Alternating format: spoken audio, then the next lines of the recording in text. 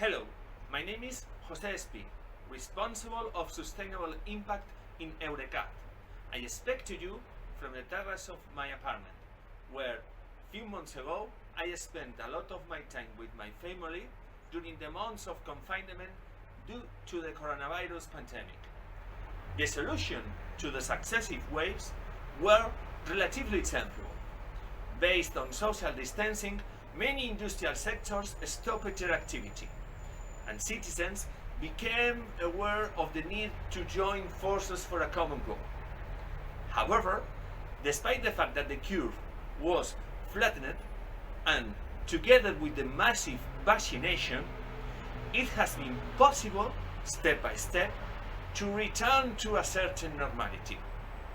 These measures had a major influence on the economy that we are suffering today.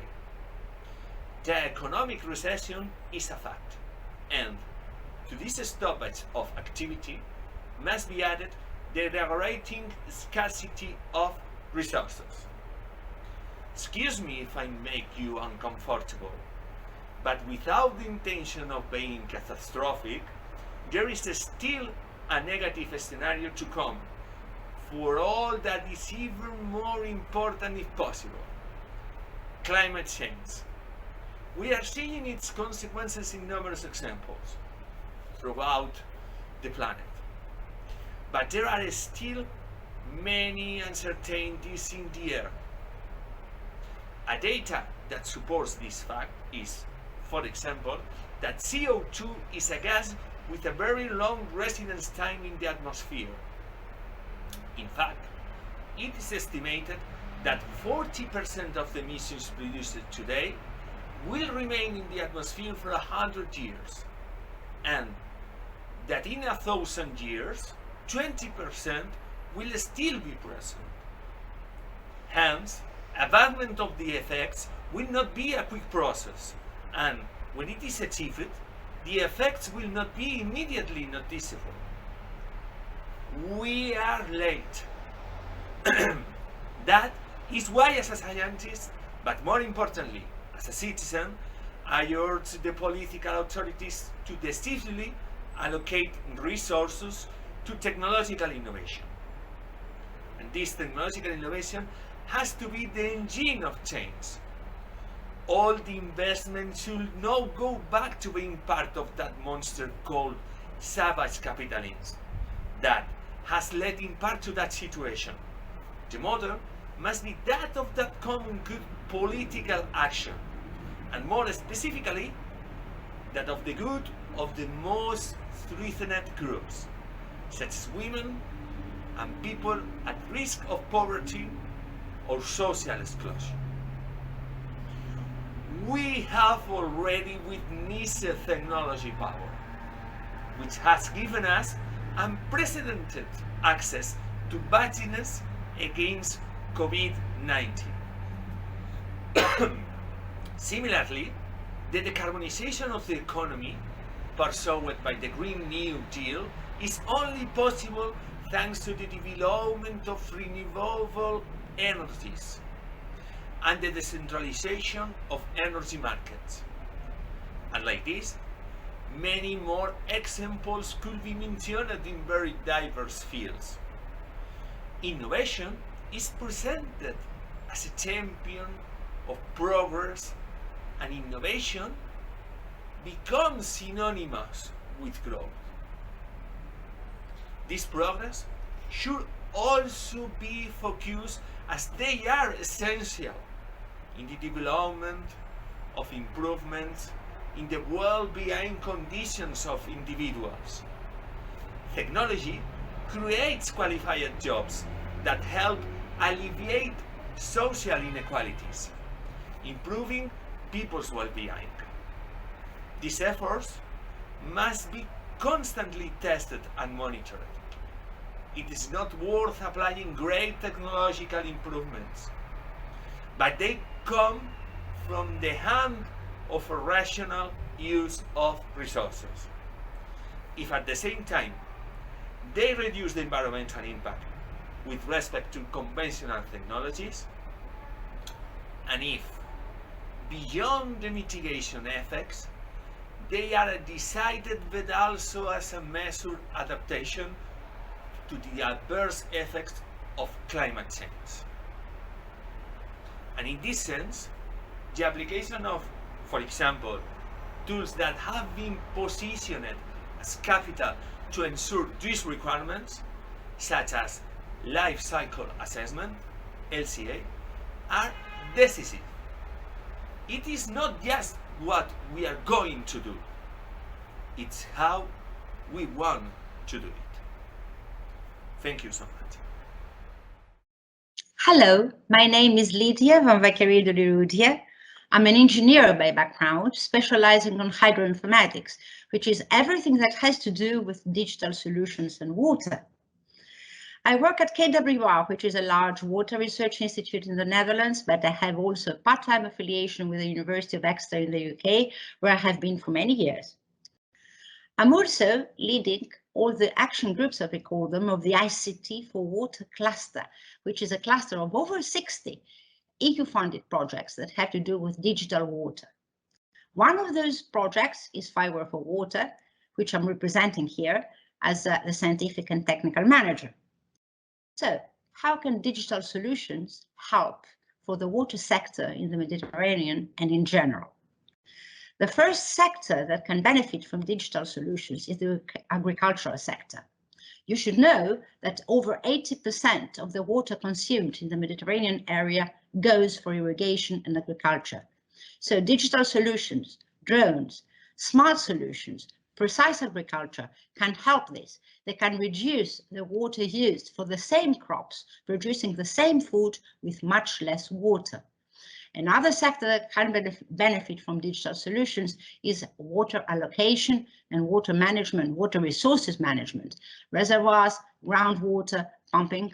So we can do digital solutions, we can have a better allocation and achieve the same with less water. The digital solutions can also help in crises, in extreme events, in flooding, in managing those events, in alerting the citizens, and also in helping the first responders and the authorities to face the events in a better way. And last, but not least, they can help the citizens themselves in social awareness, in knowing how much water they consume with smart water applications, and also to help them in improving their own water consumption. In conclusion, digital solutions can help both in the strategic and operational management of water resources in the Mediterranean area. Thank you. Hello, my name is Cassandra and I am the responsible of water research line at the Water, Air and Soil Unit of EURECAD. I will be participating in Cassandra's conference in panel 7 to discuss on the scientific and technological solutions to climate change. As we already know, climate change is affecting people, the economy and the environment in Europe.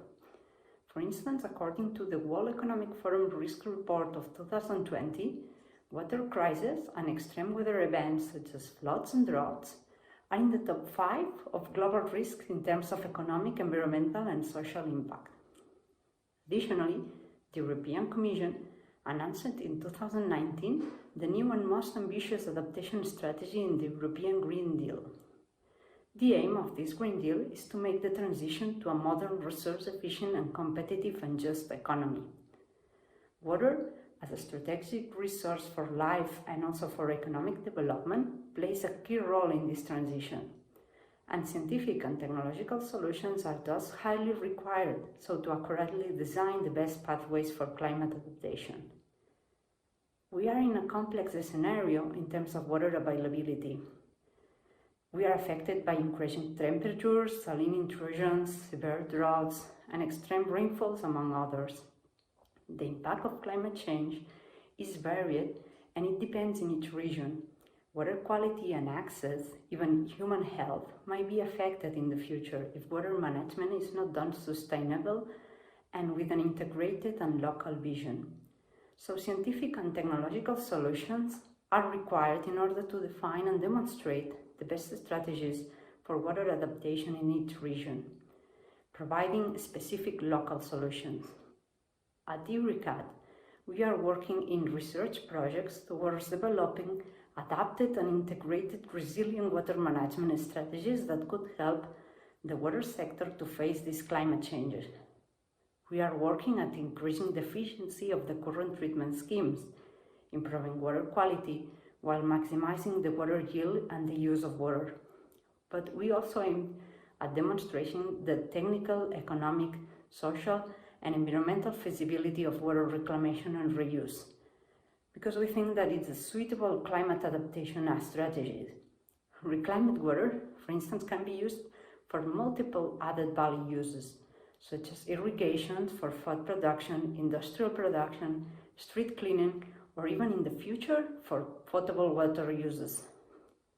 We are not only focused at recovering water itself for future shortage, but we also aim to increase its quality and implement circular economy schemes to recover energy, materials, and other valuable products to make the sector more sustainable and help the transition to overcome climate change. This will help us to ensure water quality, water availability, and also provide suitable products for all. We are going to further discuss this, the role of water and the scientific research for climate change in the panel. I hope to see you there in Cassandra. Hi, my name is Inês Breda. I am an emerging water leader at the International Water Association and a product and process manager for drinking water production at Eurowater, a Grundfos company. Over the past years, I have transitioned from academia to industry after an industrial PhD, with the hope of moving closer to implementation and contribute to an agenda that was more connected to a community need. You see, private companies and water utilities are being asked to move the way they propose water solutions so that they include the many values of water. And research should do the same. Technology is available to respond to the water crisis, but research must push forward the latest knowledge through applied research, community-based solutions, and co-creative partnerships. Partnerships that spread across stakeholders and sectors, but find common ground in the responsibility for social justice. Do you know how many PhD students I find worried about how many papers they need to publish instead of how their research can be implemented? Is that what we want from the next generation of water researchers? In my perspective, the number of publications cannot be the key measure of research success. We need to implement a framework that includes human and nature capital when financing or measuring the success of research projects. Thank you for your attention. I look forward to a fruitful discussion about how we can empower the next generation of water researchers to move forward in the implementation of the latest technologies and scientific advances. Hello everyone, this is Xavier Domingo, and I am the director of the Applied Artificial Intelligence Unit at EURECAT, the Technology Center in Catalonia. So why am I here? Well, my main interest in this session is to discuss around the potential of digital technologies such as artificial intelligence and machine learning, together with similar data-driven approaches, to provide effective decision support to adapt and mitigate climate change impacts in Europe, and at large if feasible, of course. We understand that these technologies must consider different time and geographic scales, and this also means that we need to overcome many challenges, such as upscaling or downscaling measures to different scenarios. We don't believe these tools go alone. We understand this is a multidisciplinary approach in which we closely collaborate with other domain experts and technology providers, such as modelers, social scientists, politicians, and of course citizens, including and especially focusing on those which are part of the more vulnerable groups. And what can we provide in these terms? Well, personally, I think it's obvious how climate change is affecting our way of doing. You don't need to be an expert to understand this, as we are continuously being informed with the consequences of climate change in the news. We can think in energy resources crisis, pressures in food production and availability due to the high demand of emerging economies, for example, regionalities in high risk due to coastal sea level rise, or the recent flooding around Europe. This list grows and grows, with tens of risks, some of which, unfortunately, as we already said, have already materialized and impacted in our society. That's why, since several years ago, we are hard working on digital technologies for climate change, being one of our main strategical research interests. To mention some of our works, we can talk about Sim4Nexus project, a European Commission Horizon 2020 granted project, in which we analyzed how the integrated management of resources under climate change, we are talking about water, land, energy, and food, what we call the nexus, may result in pathways for a resource-efficient and low-carbon Europe, aligned with the Green Deal strategy. In this line, we are collaborating in more related research projects, such as Aqua-owned Nexogenesis and our recently started flagship project Impetus, focused on climate change adaptation and mitigation through artificial intelligence technologies, among many other measures, of course. This project is strategic for achieving the Green Deal Directive and the recent climate mission in the European Union. For their achievement, Impetus believes in the combination between technology and empowerment of the society to bring newer innovations, policy actions, and strategies to minimize the effects of climate change. And that's all for now. Looking forward to interesting discussions with all of you. Thank you very much for being here.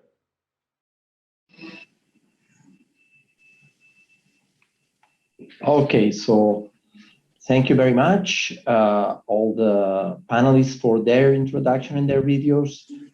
Thank you also very much to all the audience that is now hearing us.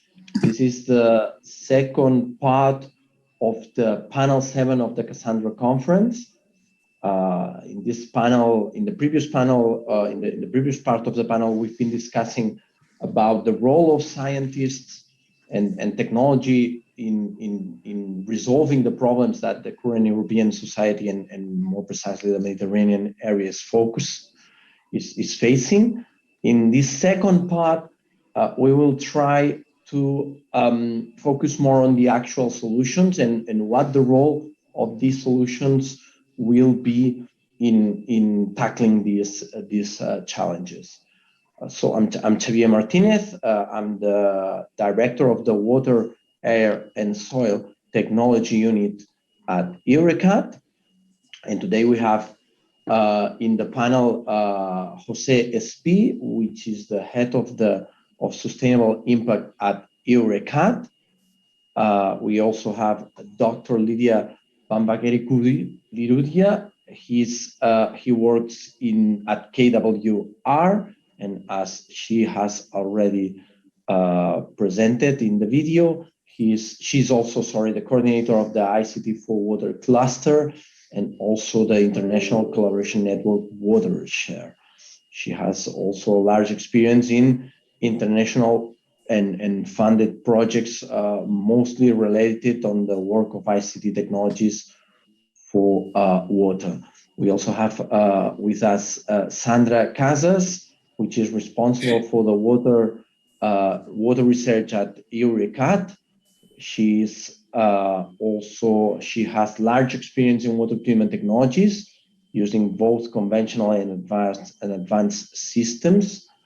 We also have Ines Breda, who is the emerging water leader and product and process manager at the International Water Association.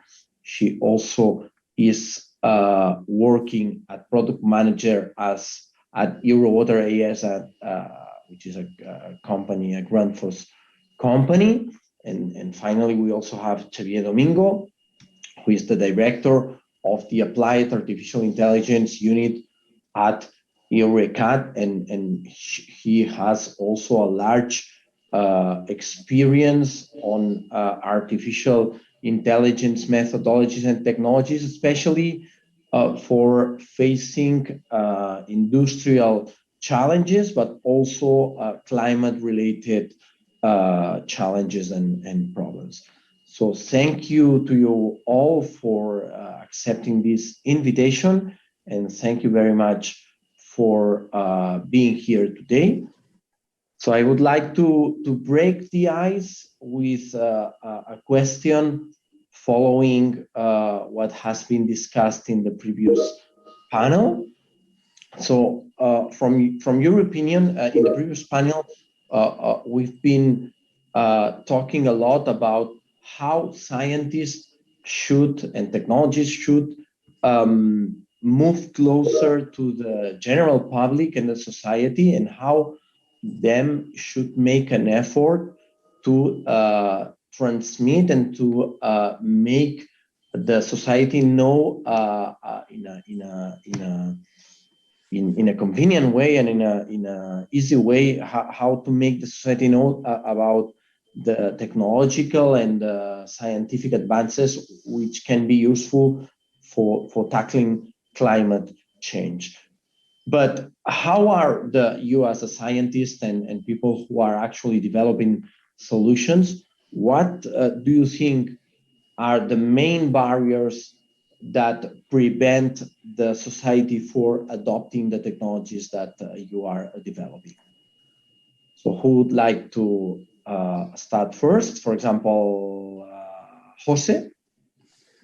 Well, to be honest, Xavier, it's a very complex question, but I think that we need to fill the gap between the scientific resources that more often we are applying in different projects.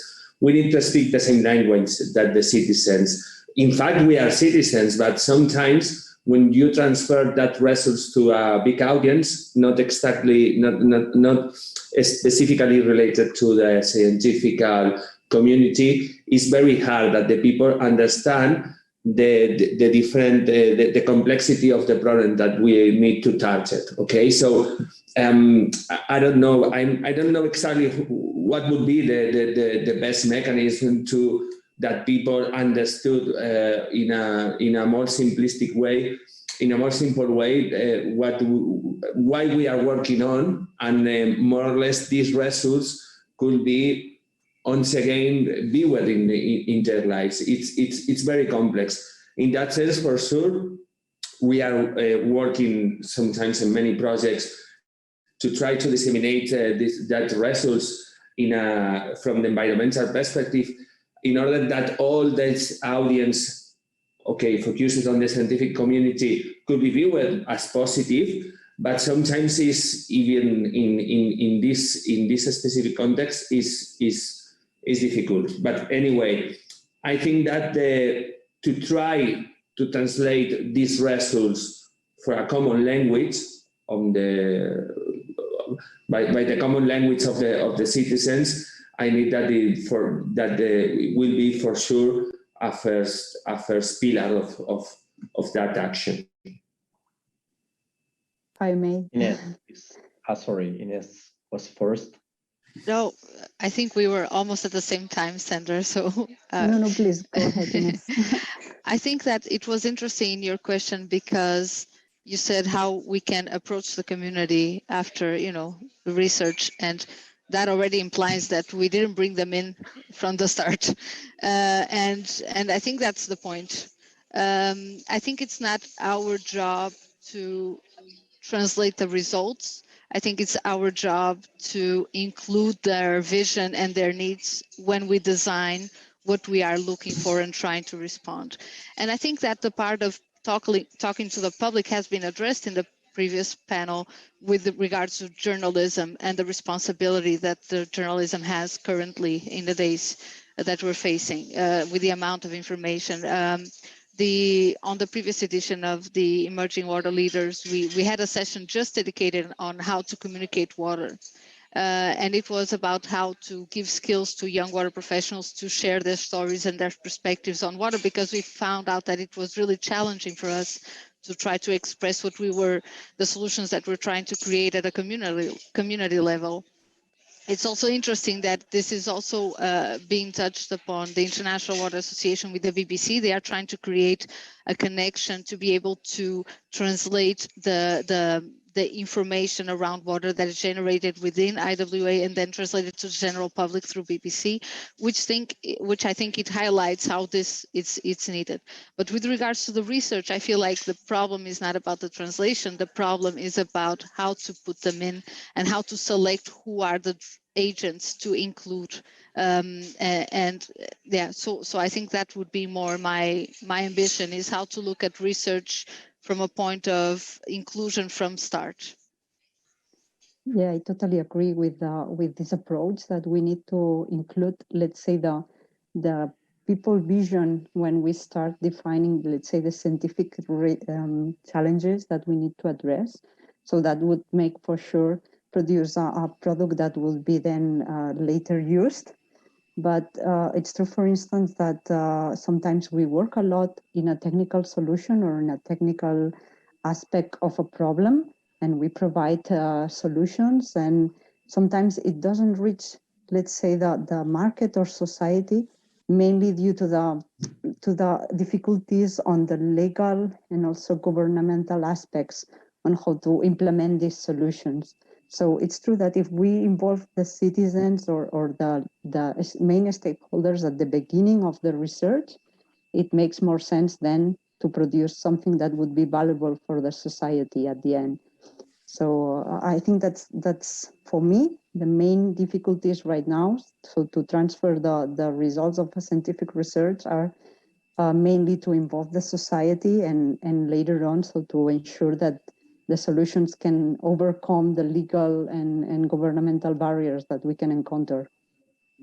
And this is not only to translate the results to big audience, is as well to try to overcome the problems concerning, for example, the fake news that sometimes refuse our work more or less, and don't. It's not a help for us, right? Because sometimes we need to battle against these specific statements about, I don't know, about the necessity to alleviate this environmental impact because the climate change does not exist, or something similar, right? I would like to take the discussion to a different level. I mean, I agree with everything that has been said, but I would like also to put some responsibility on the politicians and the policies and the Commission, because Sandra is right. Sometimes the technical research is good, but then when it comes to implementation on a wider scale, the legal barriers and the policies are against us.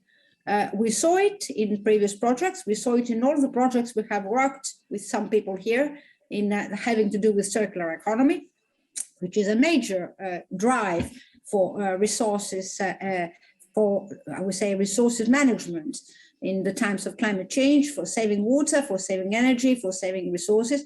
And still, the outcome of circular economy products cannot go to the market, and that's because there are legislations that hamper it. The same thing happens in other types of problems, like digital solutions. We still have to fight against national legislation that says, for instance, that data that have to do with critical infrastructure like water utilities have to be kept on the ground, I mean, on the premises of the water utility and not on the cloud, because they seem or they believe that that's safer. That's, I would say, an outdated opinion that comes from, I don't know, 30, 40 years ago, and this has not changed. So when you try to, for instance, create data spaces for European data, which is good and should be there, then you have also to try and implement it on the ground with a, I would say, reasonable or updated legislation. I may add something in here. Well, of course, I totally agree on this. Well, a lot of several years collaborating with Lydia also, so I share all the messages. I would also add that there is a lot of problems when we are going to outcomes outreach, no research outcomes outreach, and really getting to citizens, no, and this is somehow our fault from researchers, from a researcher point of view, no. Why? Because sometimes technology is difficult to be used, and I understand that apart from investment, apart from the efforts that politicians and, well, you know, all the decision makers may put on using this kind of technologies, I think that also we have to improve a lot on how to make people understand which are the impacts, the consequences, or whatever is happening, no? And I think that, in my opinion, is that we should put also efforts in education from the beginning, from children, and using several tools like we did with some of you in other projects, like gamification and these kind of things, no? But you are playing with some games and you are learning, no? Serious games and these kind of things, in which you understand terms. So what we were talking before about terminology, no? You understand effects, actions you do, the reactions of what you have just done, and the impacts, no? And I think that in these terms, technology has to be, and data also, I agree with Lydia totally, well, I mean, with all of you, of course, has to be we need the democratization of technology. Also, there are a lot of differences between some countries, no? And I think that some of us have a lot of technology and we can use it and, oh, we are very clever and look what we do. But I mean, it's not that we are different, it's that we have more resources. So there are a lot of discussion in here also. I think, Xavier, that one of the main achievements of the last COP26 was that the developed countries have to double more or less their investment in non-developed countries, but having into account that the different agreements are not based in a legal requirement for the different countries. I don't know exactly if finally would be feasible to accomplish with this statement. I don't know. At least to be honest, I'm a little bit skeptic about that. Yeah. But this goes against us. It's like the COVID. It's like if we solve the problem in the one side but not in the other, then the problem will come again to us. And that's the same with technology and the resources usage around the world. So. Yeah, it's a global problem, right? So it doesn't make sense to solve it in a single place because it's affecting everywhere. But it's true that there's this agreement in the COP, but I'm not sure about how this is going to be finally implemented because it's something that they are fixing for, I think, the following years, but there's no roadway behind it. So there's not a clear way on how the technologies will be transferred from one country to another or the solutions or whatever. So I think that here we have a strong thing to work on. So to see how to transfer these already existing solutions and simple solutions within the different countries and continents all over the world. Yeah, if I may add on this, because it will touch upon the policymakers and the governments restricting a little bit the technology development or application, and also the diversity that we find in Europe on technology application. So in Denmark, where I'm working, we have a way of treat water that is chemical free, right? So we are very proud of that. We do a chemical free treatment, and we are very limited on the use of advanced forms of treatment in our systems for producing drinking water. But at the same time, we have a very restringent legislation with regards to drinking water quality. So our limits are very low on what we can have in water, but the access to technologies that we can actually implement is actually also very narrow. So that limits us into what we can actually apply. And then when the researchers need to come up with new solutions, then they think, why should I come up with an advanced treatment if I cannot then apply it and then go to market with it, right? So that's one of the things. Of course, this research could be of value to Southern Europe, for example, where the legislation allows the application of a more broader range of technology. So there we have a disalignment that we need to understand how to solve, because we need to be able to see this as an European issue, a global issue, but a European issue as well with regards to translation of technology from Northern to Southern Europe. The other thing that I wanted to touch upon was how we can leverage, and I'm bringing this back to research because I feel like it's kind of the background here for all of us. We do have a lot of conferences where we translate knowledge with each other across different countries, and we try to, translate knowledge and results. But we are very far from being able to be in a space where we can translate technologies that are ready to implementation. And I feel like conferences in general could be more focused on having a track highlighting the research that is done on technology ready to market. We could easily try to do some TRLs of like 7 or higher. and try to come up with those in research settings, in conferences, and then move forward to implementation. For example, I'm just thinking about what we can do to do this translation and this transition faster. Yeah. Thank you very much for your opinions on that. I think that all these thoughts are very interesting. I would raise another issue to the panel, which has also been discussed a lot at COP26. It's the breaking down of specialized silos, which means that I think that we would all agree in the fact that to tackle something such complex as the climate change, we need to break down all the silos that has been that still exist in science. Is intersectoral collaboration really possible? What are the obstacles? What are the advantages? We have here on the panel people focused on different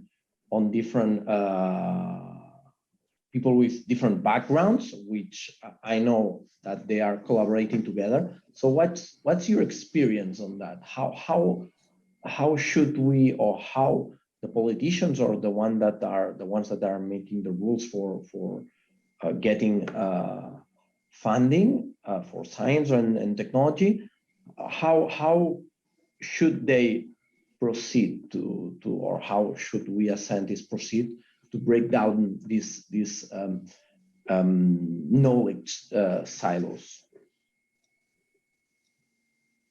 For example, Xavi. Thank you. Well, there are a lot of details or barriers that sometimes are easier, sometimes are very difficult to solve. Our expertise in collaborating in different, multi-stakeholder and of course a lot of partners in a research project and so on, is that the first thing you need to do is to provide this common language among us, understanding which are the different, special terms that we are using to refer to the same things, but sometimes expressed in different words. And of course, this has to be done at two levels. One at personal level, between us, to understand us while discussing, and another one at data level, no? And that's what the computer science people say, interoperability, no? Being able to exchange information between different systems. But the same is for people, no? And in my opinion, in our expertise, is that what we are doing is a multidisciplinary approach. That means that we are mixing, policies experts with modelers, with data scientists, with dissemination experts. It's a lot of people trying to outreach the outcomes, to maximize the outcomes of a project, and of course understanding which are the receivers of the messages. No, I would say that also leaderships are important. I have been very lucky to work with some of you with have strong leaderships, and they can somehow help people taking the good path on these terms. And well, it's a lot of things. It's technology, it's language, it's a specific people who has to let them do, and pull from the others, So. Mm-hmm. Thank you, Xavi. Any further thoughts about that?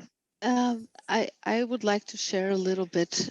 I don't have an answer to your question, but I'm a young professional. Let's say I moved from the academia to a private setting, and I'm still trying to learn what to do in a responsible manner and how I can look into business in a responsible manner in the water sector. What I can see for now is that when we develop a product and when we're trying to create new solutions, we are of course considering data, and we are gathering that data, but that data is data that we take leverage on after for further development or to create proprietary processes and designs. So when I think about breaking silos, I'm finding this huge barrier in why would I want to share some part of the data with others, you know? And this is me being very honest and just putting it out there from a business perspective. How can I make this happen? And I do think that there is a space where different companies and that somehow have a matching point in their business could leverage on sharing the data. And I think that's possible, but I think it would be naive of us to think that it's very simple. It will require leaders to be very open, and it will require them to value water above all. And I think that will be the challenge, to find those leaders. I think the challenge will be to make sure that we are ready to take that step from a business standpoint. There's a lot that research and governments can do maybe on that aspect to help us move forward. And I'm hopeful, but I'm slightly skeptical still. I will do my best to respond to this need, but I'm still trying to find a way.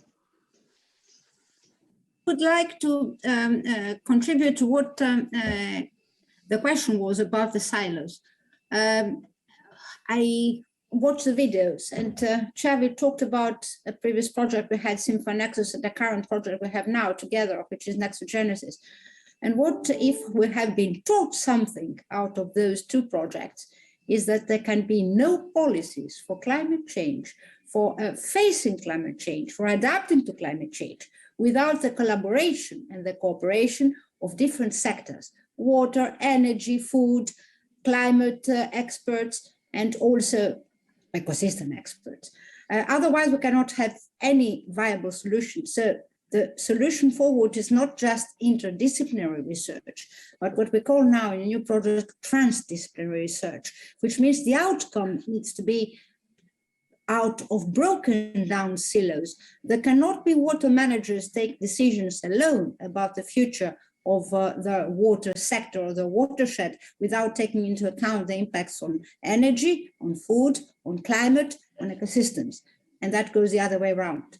Is this in a good form in Europe, to talk about Europe first? I'm afraid not. Still, some people have this tendency of collaboration. I'm not just talking about data exchange, but others have not. There is a huge gap between the energy sector and the water sector in Europe. It's like living in two different planets. These people, the managers, the energy managers and the water managers, seldom collaborate. They don't even acknowledge each other, especially the energy sector does not even know about the water sector at all. Okay, we can say that the energy sector is huge and the water sector is much smaller, but I've been witnessed, and I think some people from here were there too. I mean, the last trip before COVID lockdown in Brussels, there was a conference, many energy people, a few water people there are invited. And I started presenting something about Symphonexus project. And 3 minutes in the presentation, I had a question, excuse me, what is the nexus? And that was from energy experts. Mm-hmm. So, I mean, I can understand that my neighbor, who is probably not a scientist or whatever, cannot understand the word nexus, but these were experts in Brussels. So it's not the same audience. So when you face this type of, I would say, ignorance, or not ignorance, disdain, or yes, we simply ignore the other sectors and we concentrate on our own sector, I'm very, very skeptical whether climate change, adaptation to climate change, or mitigation of climate change could ever be achieved, at least without the cooperation of the main sectors that are affected by climate change. Yes, I totally agree with the views of the different panelists, especially with the things that Lydia was mentioning, because I believe that it's not only, it's a problem which, as we said, it's a global problem, so we don't need to, or we cannot solve it from a single sector. So we need to break the niches and try to work all together for an objective. it's true that we cannot be naive, and there's a business behind, so we cannot for sure pretend that everybody will be collaborating for free with each other, but we have to face that we have to find strategies or the framework so to create the business and the different collaborations so to get the solutions running at the proper time. And of course, this has to be done in a multiple way. So we cannot focus only on a single issue. For instance, not only water, we have to link it with the energy, with the food, with the people, with the health. So it's very difficult to break the niches, but that's science, and we have to do it. So that's the challenge that we have, and it's something that should inspire us to keep on working on this. I think that more or less we have an agreement, right? That to try to fill the gaps between the different fields of expertise, and finally to have a common approach between us when a project more or less is conceptualized. So I don't know really if it will be possible to have, because how much is the size of that project, and we need to more or less join the different knowledge approaches and so on. It's very difficult to manage this kind of projects. Sometimes little projects focusing on a specific target will be more realistic, or will be at the end more easy to manage. And sometimes when you have a partnership between, I don't know, 30, 40 different partners from different countries, it's a little bit hard to manage this. It's a reflection and a question more or less on the air. I'm not sure, but for sure, do you understand that it's a little bit difficult, right? I do, I agree, and I see the complexity. And I would dare to say that maybe there's something that the younger generation can bring on this. And I would say that in this sort of projects where we are trying to collaborate across sectors, I think that seeing age as a diversity factor is really important, because somehow the agendas that we have in our heads are a little bit different. I'm sorry if I'm being pushy on this, but it's just, it's very clear in my head that I cannot develop a business that is not considering the climate agenda. It's very clear in my head today. So whenever I go to the table to discuss a solution, that object is on my table already. I cannot move that one in my head.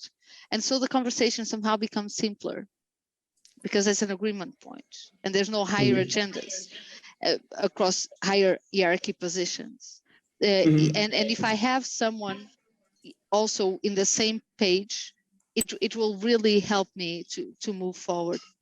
I feel the communication is also easier because we have just we can go down a little bit and just talk with our own words about our experience of the sector and what we really want, and try to build something for the future.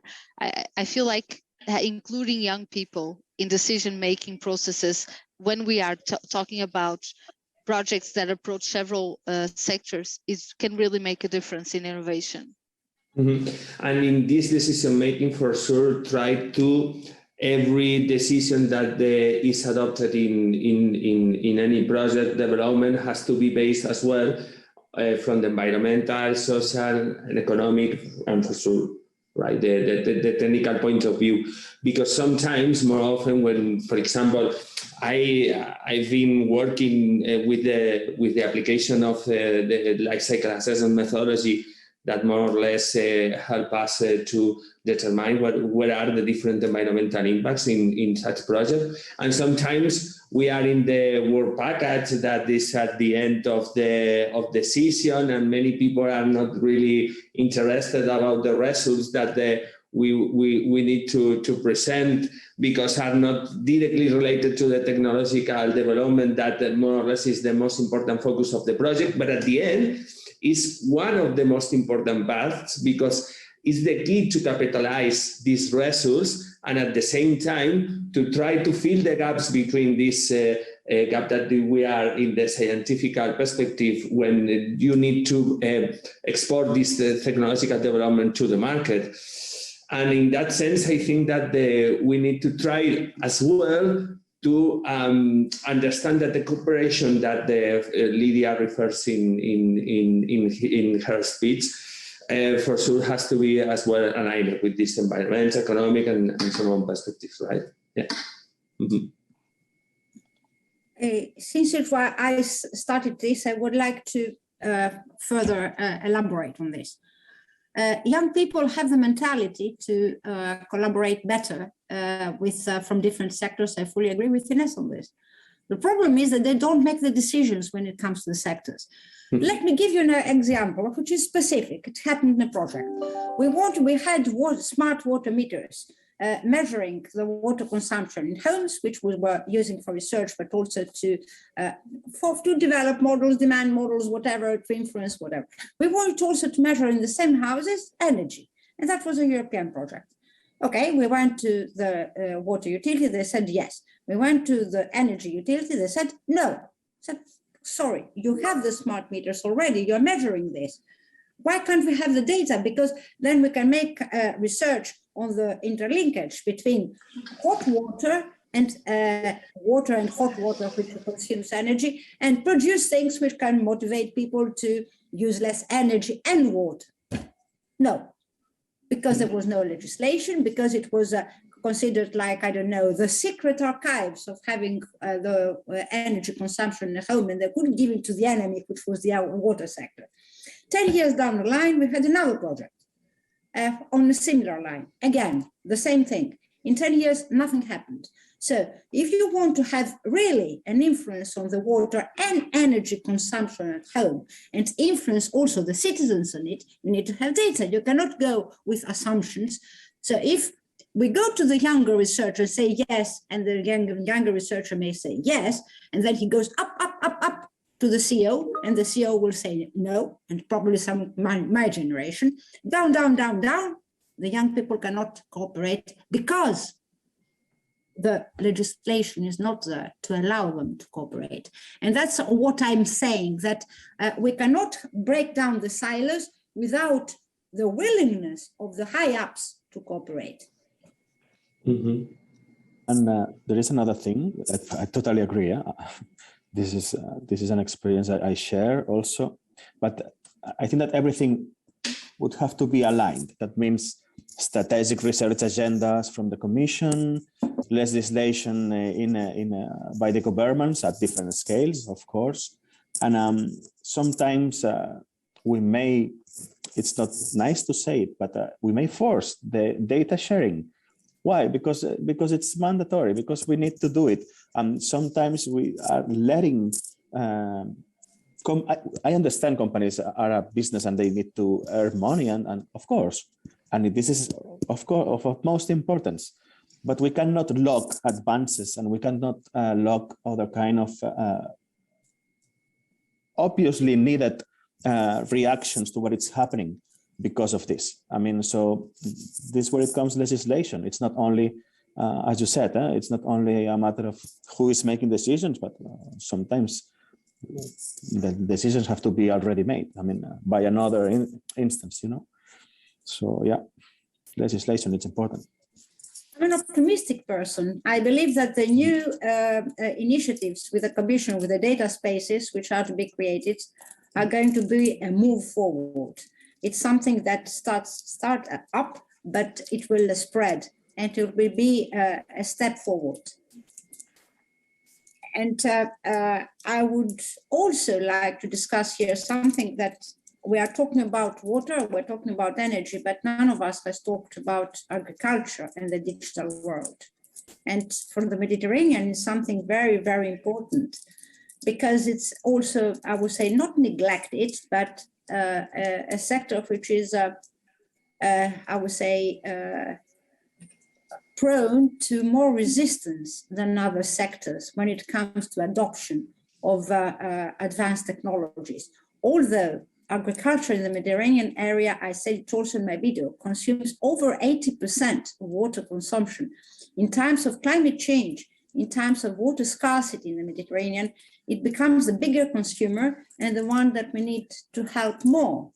So, and this, again, is an interdisciplinary approach. Again, we need to collaborate between the different disciplines, from the water experts to the sensor experts to the crop experts, but also with legislation and policies and the policies for agriculture in Europe. And that's another type of silos that needs to break. Thank you. Thank you very much for these thoughts. I would like now to move to a more technical, a more technical-oriented discussion. What, from your point of view, would be the most groundbreaking technologies that we will need to face the climate change challenges? What are the current technologies or the emerging technologies that will have a major role in climate change mitigation and adaptation? Could you please elaborate a little bit on what do you think that what would be, from your experience, those things that are currently the most promising approaches for facing climate change challenges? So if for example, Xavi, as an EI guy, would like to elaborate on that. Okay, thank you. Yes, of course. Well, I am an artificial intelligence expert, so I would vote for artificial intelligence. Not alone, of course. Please don't think about this. It's about collaboration. But I would say that in latest years, the usage of artificial data-driven, let me be more generic, data-driven approaches, okay, which is what we are already doing. Modelers, it's not only AI, are more disciplines which are using this, but also complementing it with artificial intelligence, with mechanisms able to detect hidden patterns, hidden information, let me say hidden, but hidden information in our data, which is not easy to be seen even by experts, okay? But once it is discovered by these mechanisms, and of course, together with experts who validate this information and help to understand what it really means, because sometimes it's not useful information. I mean, I think it's being quite disruptive at all levels. Just think about it. It's not about climate change. It's about our daily lives. Autonomous driving, I don't know, image recognition, fake news, fake videos. I mean, it's quite even scary, no? And even I am completely devoted to this technology and to applying this technology with good, with what we think it is a good purpose. I am also quite concerned in the bad usage of the same technology. So I understand two main things. I think that this kind of decision making, this kind of tools to provide better decision making or informed decision making are super effective, but I also think that it is needed a lot of legislation to limit somehow the usage of this, because it can be dangerous. No, so we may, for example, we may apply multi-criteria optimization for resource allocation. I don't know, but it may an algorithm may decide that a specific region is not worth an effort and just discard it. So, and that may not be ethically correct. So we have to find the balance between ethics, technology, and of course, in this example, resource availability. So it's a quite big discussion. So, but if I have to vote, I go for AI, machine learning. Of course, it's my field of expertise. I love it.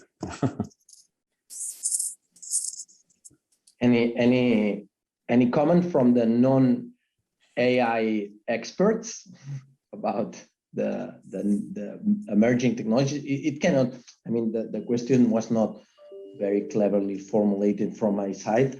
I would just want to know, or I think that it would be interesting from your point of view, which technologies are really cutting the deal on addressing climate change? From my point of view, as a non-AI person, and totally apart from this wall, and I'm more hard, let's say, technical oriented, so more focused on water treatment. I would say that one thing that has a special importance, so to face climate change, at least in the southern countries of Europe, is water reclamation. So all the technologies in this sense are let's say, promising for adapting to the climate change impacts in these countries, and linking them to other solutions such as AI and other things could for sure help to make them more impact, or get more impact on how to implement them and improve them and so on.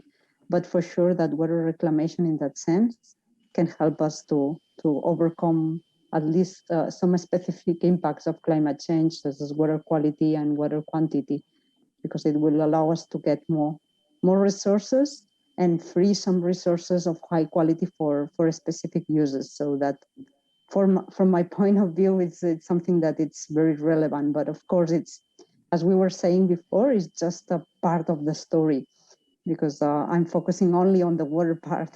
And that means that maybe I'm forgetting things such as the societal issues or other environmental aspects or other things that maybe this solution is not really addressing. So, but that's my part of the story. Thank you, Sandra. More insights on that. Lydia, what do you think about that? Well, I'm like Xavi, I have a background focused on digital technology. So I would go, I agree with artificial intelligence, but I would say that artificial intelligence will be half powered, so we would do half of it can without the Internet of Things. So to be the biggest revolution at the moment for next decade is the Internet of Things, because it gives us the opportunity to collect endless data, which we can then use for artificial intelligence. We can monitor situations, we can monitor them fast, at real time, and we can go back with alerts, for instance, for flooding, for emergencies, for crisis management, for everything. But when it comes to the real thing that changes things, the game changer at the moment, I would say that social media. Why? It's a very innovative, I would say, tool or weapon for everyone. It can be misused. It changes the game overall. It changes the cooperation, the communication with the citizens. And also it gives us the way forward in how to present the solutions. Also, it can be misused. We know that. Fake news, everything. Celebrities that, I don't know, what are the new job, influencer in social media, which is someone that, I don't know, carries the opinion. But it exists. It's there. It won't go away. So the best thing we can do to face climate change is to make the good use of this social media, to promote whatever we want, to listen to the citizens and to react to them. Thank you. Ines. Yeah, I really agree that communication is a big thing, and I agree with social media, but I also think that the next generation of researchers is also in social media and has the skills to capture attention and know what to write in order to get their message across. So I do think we have some skills there that maybe we can try to use them. Now we see, how many researchers we know on Twitter, and we read and they write things in a funny way, and then we go and open and check it out, So I think that if it's only depending on that, maybe we have a chance. But I would also say that that's one of the major drivers from a research standpoint is to let go a little bit of the ego and stop wanting to create new new technology and not be afraid to actually validate other people ideas, and I remember writing papers and the first comment would be, oh, this is not novel, and then my response would be, yeah, I'm trying to prove what other person did to make it more ready to market, and I think that this not invented by me research is okay. and we need to allow that to in our world. So I think that letting go a little bit of our egos and having the focus on the application. I do agree completely also with Sandra with this water reuse, especially when approaching the industrial area, so industrial production of water. I think that there's a lot of opportunities there for water reuse, and I would dare to say that governments should allow a little bit of more free space in local communities so that they can create spaces across like a region where communities can make their own decisions in the development of how the budget is used in that area, and how the treatment and the energy is being used in the water, and let kind of the people decide and create their own solutions locally. I think that would be a good exercise to start to create different free lands, let's say, and see how much we could learn from that as well. Because that would allow us to hear from bottom up and maybe have access to new approaches on climate change. But that's it on my side. Thank you, Nes. Jose, your background is more related on evaluating the impact of these technologies, these new advances that science and technology could provide. Do you have any insight on this, let's say, on how LCA could help us in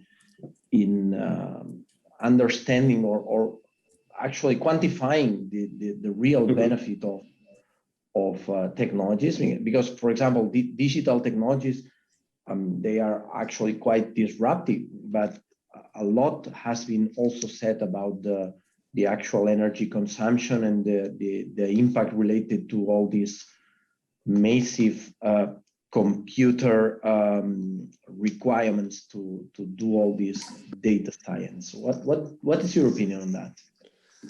I have thank you, Terry.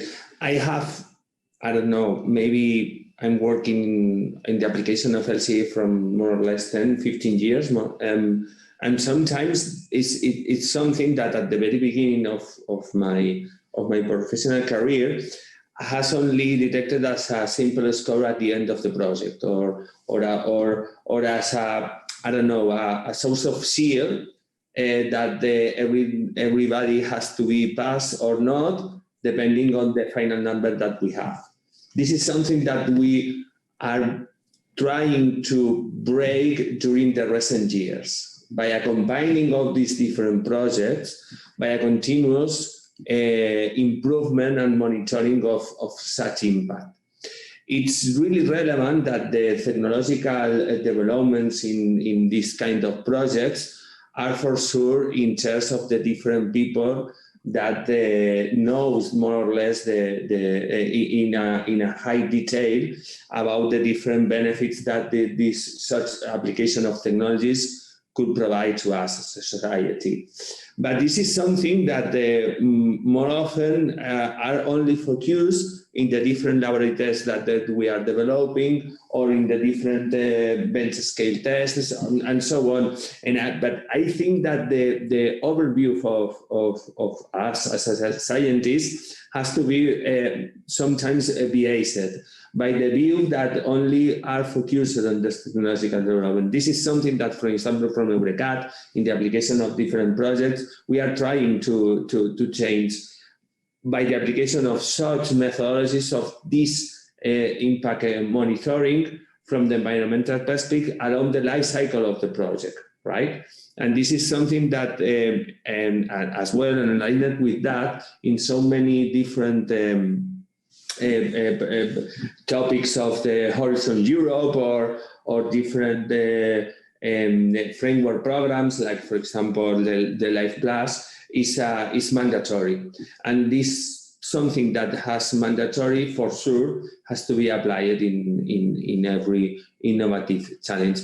And more or less answering your previous question, I think that there is not a specific technology, an emerging technology that probably will solve the different problems aligned with the climate change. I think that the conjoining of different technologies to think about what will be more or less the drawbacks and the advantages that the different technology provide us, in order that try to find a specific solution by complementing all of these differences, and finally to try to solve it with a specific solution joined. Okay, I don't know if you understand more or less my idea. Yeah, sure. Thank you, Jose. Any other thoughts about this question from the panel? No. Okay. Thank you. From your point of view, I mean, sometimes we scientists face the problem that the society does not adopt our technologies or our developments. We've seen that in the recent COVID crisis, where even the science demonstrated that the vaccines developed in a record time are useful, and the risk benefit is positive. A lot of people are still reluctant to adopting this kind of new technologies. Besides the social part of it, what are the main barriers that prevent the society from adopting new technologies? Is it just an economic matter, or you've been talking about legislation too? So what are, in your opinion, the main barriers that in your field prevent the society from adopting technologies and science advances?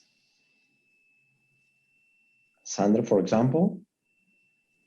I would say that, for instance, I believe that the main thing that's affecting is the lack of information about the consequences of not implementing a solution, or the consequences of not doing anything, no, right? So people know that climate change is there, but is it long-term effects or medium-term effects, and short-term are something that can be easily or somehow managed?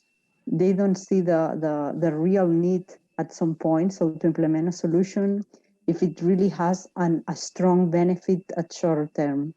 So I guess that the main barrier, at least for water technologies, I would say, is not knowing or the lacking of information of the consequences, for instance, of not having water, right? Everybody is so sure of opening the tap and getting water that they don't believe that we can reach a scenario where you will have no water at your home. So I guess that this is, from my point of view, the main thing that's affecting, let's say, the implementation of the solutions right now, apart from the legal and also governmental and financial aspects that can challenge, let's say, the implementation of a solution. But in general terms, if there's no a real need of a society and a real knowledge on the solution need, then there's this gap that needs to be, let's say, highly addressed, so to overcome the challenges. Thank you, Cassandra. More thoughts on that? Lydia, for example?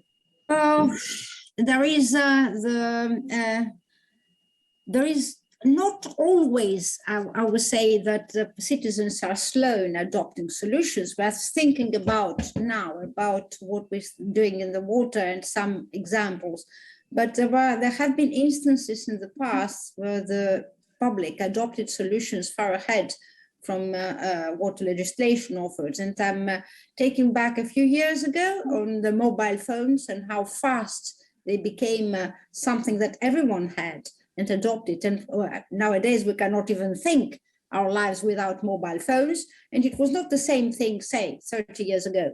So, and it's amazing how fast they became part of our lives. In this instance, because I have been thinking about it, why did they why did they become so fast part of our lives? Because they were needed, because they were useful. So as scientists, sometimes we need to think a little critically about what we are doing.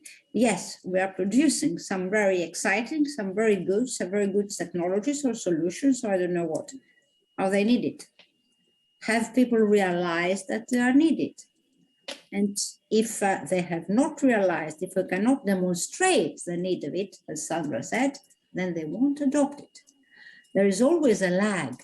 And it's up to us, I think, first to select which technologies are really needed and not, I would say, something that we want to develop just because we want to develop it, but also to convince the citizens, to listen to the citizens and what they need. If the citizens, the population understands the usefulness of something, they will adopt it. So if it's not adopted, part is our fault. We cannot communicate what we're doing, or it's not necessary. One of the two. Thank you, Lydia. From my side, I totally agree. I mean, it's about what do they get. To say it easy, you know, it's sometimes people is not thinking about the others and the effects of their decisions on the others. No, that's humanity, no, unfortunately, or some part of the humanity. But I think that we should be really clear on what they are getting. I mean, so by using this, you will get that. And it's about also user experience. This is more about devices, I know, but how difficult is to interact with this technology, no? And how difficult is to get the answers, no, or the benefits of this technology. For us, or for some of us, it may be quite easy because we are experts or we are used to it. But what about people who is not used to it? I mean, it's really difficult. So, well, this is another barrier, I think, important in these terms. Thank you, Xavi. Any other comments? I do not have a lot to add. I completely agree that communication is key here. And, you know, I was thinking about the world crisis. We're saying water crisis, climate crisis, government crisis, environment crisis. Everything is a crisis, social crisis. And the word crisis is being used in a way that is just, people get used to it at this point. So what should be my reaction when I hear in the news that there is a political crisis somewhere in the world, you know, and this puts us in a more difficult place because people will only realize it when actually there is a direct contact between people and the crisis that someone was talking about one day. So communication is key here, and the communication of what happens if not, also with costs, like what happens if not, with how much would it cost, how would your daily life change, the sharing of experiences, personal experiences is also very important. How we translate stories of people that have been living through a water crisis and maybe incentivize them to write their own stories and translate them to the general public is also important, because then they are not coming from people that will use all of these words, you know, for us to, that we understand across each other, but maybe they need to come from a place of understanding of human understanding and human connection. So those stories are also important. So yes, communication nowadays, it's key. Thank you very much, Ines. So we are reaching the end of the discussion. It's 4:30 right now. So I would like to ask the panelists if they want to, any one of you, make a final comment on what we've been discussing. There has been a lot of discussion around the role of scientists on engaging citizens, on how do we need to think about what are the actual needs of the citizens, etc. Any final comments on what we've been discussing? No. So it's been, yeah, sorry. No, I just, if you would like to summarize it, I just feel like we touched upon community-driven solutions. So researchers need to be open to that. We talked about data as a way to break silos and how we can do that not only with different stakeholders across one sector, but also transdisciplinary. We didn't touch upon agriculture, Lydia, but I really feel like it's also important to include that in this conversation. And then communication as a key element to engage with the general public for us to be able to bring awareness and activate the right agents for the application of the new technologies. That's a good summary. Yes, definitely. Thank you, Ines. Summary. Thank you very much, Ines.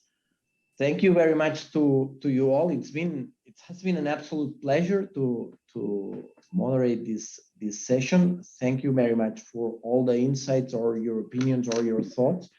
I think that they have been very valuable and the discussion has been very fruitful. I wish you a very good end of the day, a very good evening, and a very safe upcoming months and a nice end of the year. Thank you very much. Thank you for inviting us. Thank you so much. Thank you. Thank you very much. It was a pleasure. Bye. Bye. Bye-bye.